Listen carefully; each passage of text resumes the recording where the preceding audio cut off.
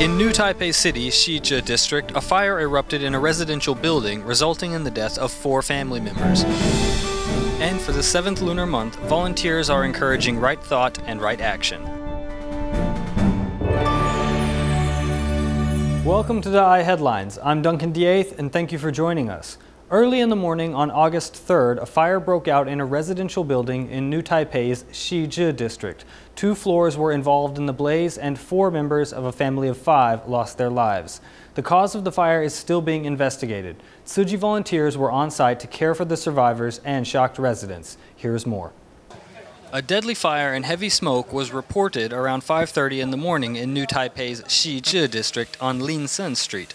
The fire occurred on the basement floor of a mid-sized residential building, and flames rose up to the first floor as well. Once notified, a force of 100 firefighters was dispatched to the site. The smoke was thick. We watched from the flower garden. There was so much smoke. It was a medium-sized structure. It seems that the basement floor had a sun-roofed area connected to the first floor above. It appears that the fire started in a kitchen on the basement level. The fire was reported at 5:29 in the morning and was under control by 6:41. The fire was completely extinguished by 7:22. Out of a family of 5, only a 60-year-old with the surname Zhang was able to escape. At the hospital, received a 24-year-old male patient whose limbs were stiff, with 2nd and 3rd-degree burns all over his body. We discovered he had been pronounced dead at the scene. It is estimated that the total area damaged by the fire amounts to about 130 square meters, including the first floor and level B1. Investigation is still currently underway to find the source of the fire. Shortly after the fire, volunteers arrived on the scene. Mr. Zhang, who successfully escaped, was helpless and distraught and asked volunteers to help contact the family of his daughter's boyfriend.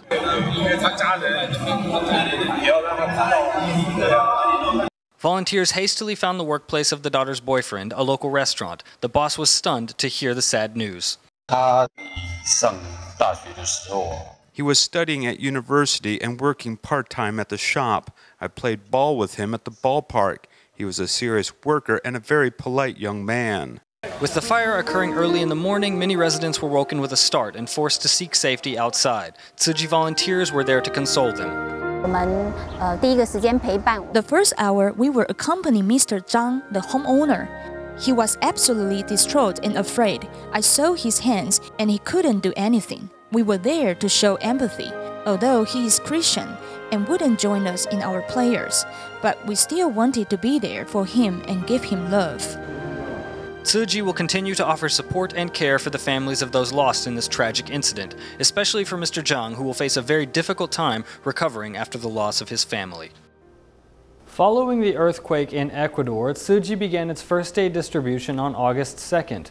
To accomplish this mission, a total of 28 Xizhi volunteers from 6 different countries came together. They are now planning to distribute aid over 3 days in 4 different cities. On August 2nd in Ecuador, Xizhi undertook its first major aid distribution. The first location was Manta, and here we can see that Xizhi volunteers have commenced their preparations. In addition to Xizhi volunteers, we can see that Manta municipal employees are also assisting as well as survivors of the earthquake. Even this 71-year-old individual affected by the earthquake is busy moving these Xizhi folding beds. We lost everything in the earthquake. Thank you so much for providing this help to us. Some people have come to help us build a house, so I wanted to come here today to help.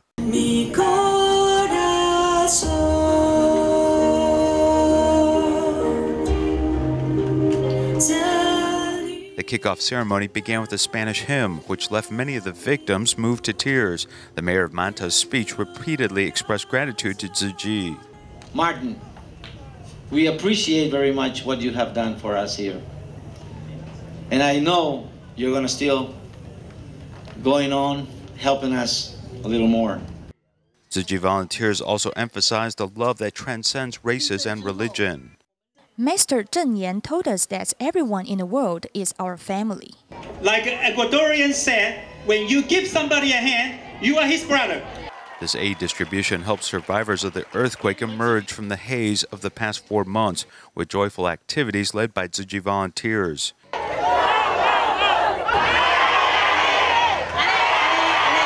The first batch of aid materials were given to a single mother who, with the help of volunteers, took home a Xizhi folding bed and blankets.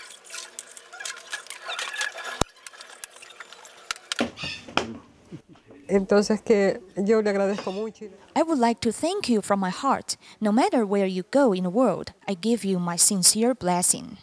At the first distribution, some 400 Xizhi folding beds and 1,335 blankets were distributed, benefiting some 1,800 people. Xizhi's aid distribution efforts will continue helping those in Ecuador rebuild their lives as soon as possible. Xizhi's Cash for Relief program in Ecuador was the subject of the documentary Ecuador Rises. On August 2nd, the documentary team returned to Ecuador for a 5-city tour of the film. The film's debut in Canoa attracted a crowd of 1,800 who enthusiastically responded to the film. It's now almost dark, and this is not just another ordinary free film screening in the community, but the premiere of a documentary about Xizhi aiding this community to rebuild after a devastating earthquake. It is an important gift to the community. I think that documentaries serve a very important function or use, as it can help record the power of the people and give them more encouragement going forward. Ecuador se levanta, Ecuador will rise, because we want them to see themselves. We want to premiere this documentary here because it's so important for them to see that this message of, yes, the Ecuadorian people can rise. Survivors of the Ecuador earthquake attentively watched the documentary and saw their own stories unfold on screen. It was the first time after the disaster that many saw such pictures of rebirth. He said he regretted not seeing himself in the film. A special broom dance created during the Cash for Relief program was also held during the screening, with members of the local clergy also participating. Watching this film left a very deep impression upon me, as I was able to see the things that Xizhi did in Ecuador. They have done very good things which are quite interesting, and since the earthquake, it is the most touching thing that I have seen. Through these images and sound, the whole world can see the difficult struggle and triumph that Ecuador is undertaking to overcome this devastating earthquake. Mr. Tsai Ping-kun became the CEO of Xizhi's Mission for Education on August 1st. His past experience includes being the Deputy Minister of Culture, as well as the principal of Taipei Municipal Jianguo High School and National Taichung First Senior High School. Tsai Ping-kun is the new CEO of Xizhi Mission of Education from August 1st. 42 years ago, he came to study at Hualien College of Education. Since then, he has dedicated his career to education. The nature of education is to inspire students' potential and to guide them to a right direction. Therefore, we must teach them correctly. The core values include courtesy, righteousness, integrity, and a sense of shame we have learned when we were little. I have noticed that Xizhi has been maintaining the nature and the core values of education quite well.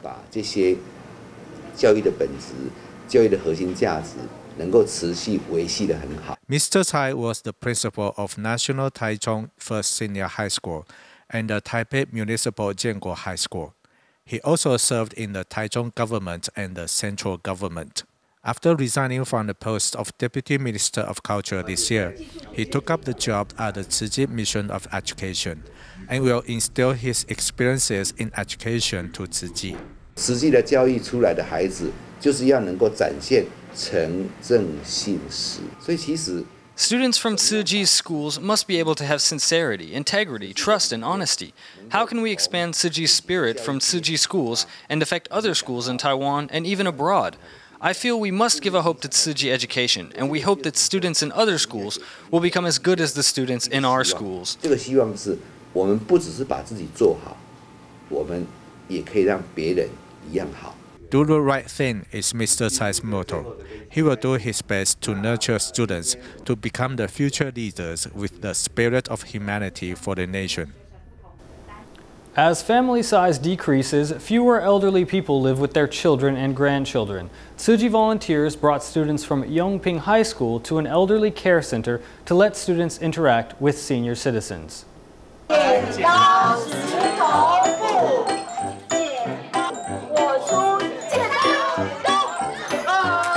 Never assume that all elderly people are slow. This grandma is quick to hammer her opponent.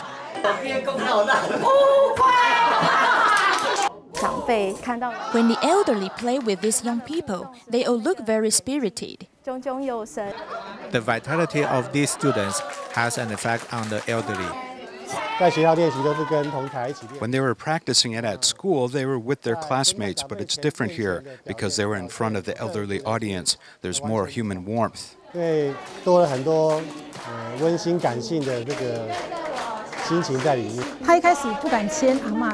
didn't dare to hold the grandma's hand at first, but after seeing many others do it, he opened his heart and went to hold her hand. Then he joined the grandma in a game. I feel he has improved a lot. Before I knew it, I had a smile on my face when I was next to them. It will be one of my happiest memories.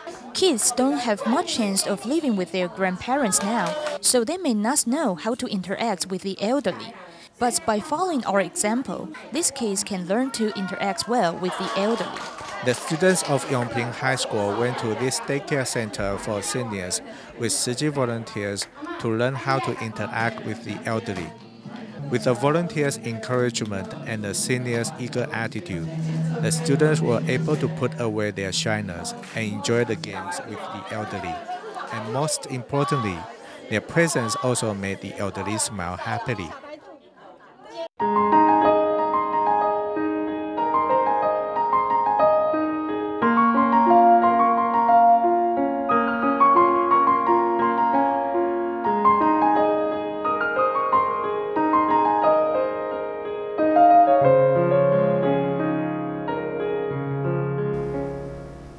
For Buddhists, the 7th lunar month is considered a time of joy and gratitude. However, according to Chinese tradition, people should appease the dead and hungry ghosts by burning joss paper and incense. These practices not only cause pollution, but pose a health risk as well.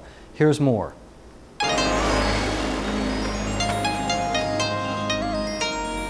With nearly 300 years of history, Kaihua Temple is one of Jianghua's oldest temples. Here one won't find smoke and ashes flying everywhere from the burning of joss paper, because the temple discontinued the practice some 10 years ago.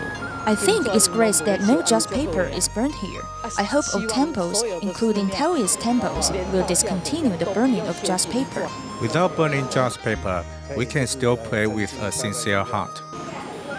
In an effort to protect the environment, not only did the temple remove half of its incense burners, it also limited the number of incense sticks placed in the burners. Initially, there were 8 incense burners, which was later reduced to 4, with only 1 incense stick allowed in each burner. This really improved the air quality. Such actions taken by the temple not only ensured that the health of its staff and worshippers are safeguarded, but those that live nearby as well, because it has been proven that PM 2.5 particles generated from the burning of incense and joss paper increase the risk of cancer. PM 2.5 are fine particles, and exposure to them increases the risk of cancer, particularly lung cancer. Long-term exposure to PM 2.5 not only poses health risks. Polycyclic aromatic hydrocarbons within airborne PM 2.5 and pyridine are also carcinogenic agents. For every ton of joss paper that is burned, 123.8 kilograms of air pollutants and more than 1 ton of carbon dioxide is released. This is equivalent to the CO2 emission produced by 3,800 trucks traveling at a speed of 20 kilometers per hour, or 23,000 two-stroke motorcycles traveling at 40 kilometers an hour, or 6,500 passenger vehicles traveling at 50 kilometers per hour. In fact, the manufacturing process of joss paper generates just as much pollution. Joss paper is traditionally made from bamboo that has been soaked and cooked in quicklime, so the entire manufacturing process is a large source of pollution, especially water pollution. To limit the impact on the environment, the government has implemented various measures to restrict the amount of joss paper burned, which subsequently reduced the PM 2.5 levels as well. We encourage temples to gather all the joss paper to be burned at once, or to limit the burning of it. Alternatively, the internet can also serve as a place for religious rituals. As a result, we were able to reduce PM 2.5 emissions by 3 tons each year. We hope to see a gradual reduction of joss paper being burned in our temples. This way, we can guarantee better air quality. The burning of joss paper not only poses a threat to our health, the impact on the environment is detrimental. Although burning joss paper and incense may be traditional custom, rather than preserve such superstitious practices, we should rather harbor the right beliefs and endeavor to protect our planet for the benefit of all. Each month, Xizhi volunteers visit the National Police Agency to promote vegetarianism and a plant-based diet to benefit the earth. Now, a meat-free diet is winning over many MPA employees and gaining institutional support. Everyone gets to work chopping vegetables in this hallway, which has become a temporary kitchen. Yesterday afternoon, we started to cut vegetables and prepare them for frying. For example, these items were prepared yesterday afternoon. This will serve 100 to 200 people. This is because they like to eat noodles, as they usually just have rice, and they like to try something different, such as eating noodles. While great effort is needed to prepare this food, Xizhi volunteers and the National Police Agency are cooperating for one vegetarian day each month. At noontime, many employees eagerly come to dine on this healthy fare.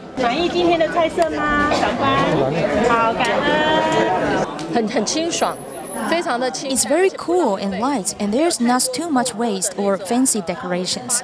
I feel it is very healthy and simple, which is not bad. I believe it's quite good. They've been doing this for a long time, more than a year also. I come almost all the time. Every time we come, we rotate according to different communities. But now, from this month, the MPA Kitchen is willing to bear the responsibility and promote their own vegetarian food. With the arrival of the 7th lunar month, nearly 200 people turned out for the special vegetarian meal, enjoying the opportunity to consume healthy and satisfying food.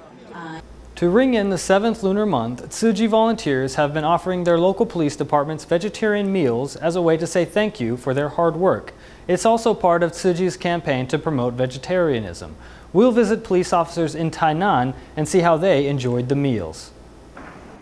It's early morning, but volunteers are working hard to prepare delicious vegetarian meals for today's lunch. These lunches are headed to 6 different police stations throughout the city as a thanks to the police department's hard work. A lot of people responded positively to this vegetarian meal event. For each station, we are preparing 20 to 25 lunches for delivery. Working in a line, packing the lunch boxes, volunteers are preparing to deliver the meals. They are all out there working hard and staying busy. So we want to give them a little extra to make sure they get their fill. Then we have some fruits as well.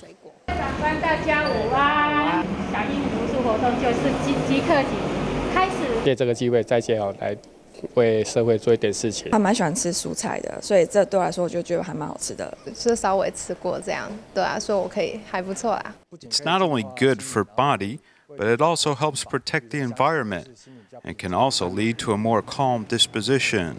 As the 7th lunar month begins, we encourage everyone to consider the benefits of going vegetarian.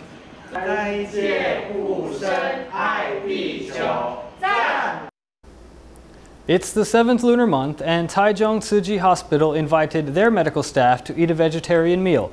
Xizhi volunteers prepared many delicious dishes for lunch at the hospital, with doctors agreeing that eating vegetarian food is good for our health.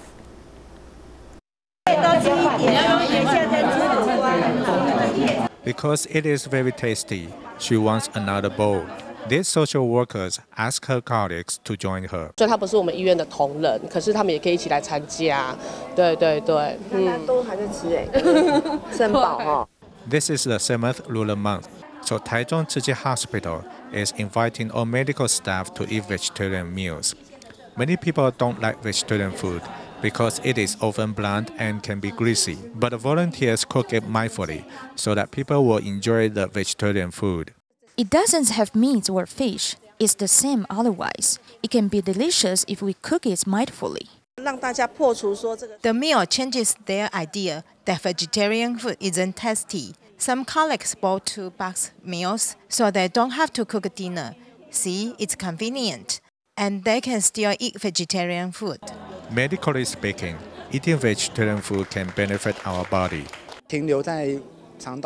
If food like meat stays in the intestine for too long, it may produce toxins, so vegetarian food is better for our health. Eating vegetarian food is good for us and also the environment.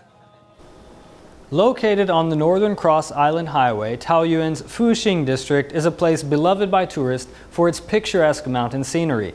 Unfortunately, its remote location also makes it difficult to access medical treatment. Lin De-won, a physician who is from the Atayal indigenous tribe, has been visiting these remote areas for 14 years, tirelessly making the long trip. The development of wireless broadband technology has also allowed him to access the patient's medical information, even in this remote location. This winding road passes through pleasant scenery such as cascading mountains. It's a tribal area in Taoyuan which is typically cut off from normal medical services.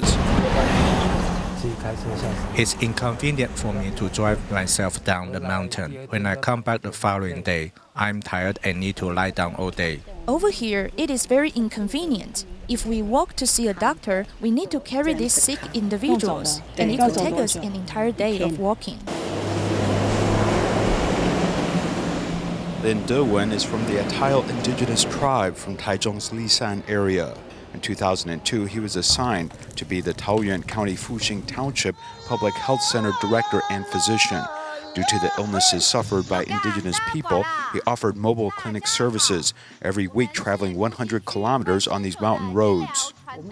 We also have encountered landslides in the past, and part of the road embankment collapsing, though we could not ignore them. To improve medical treatment in addition to the general registration info, Lin set up a wireless broadband equipment in the tribal village, so when he makes his rounds, he can immediately access their medical records and make the appropriate medical treatment.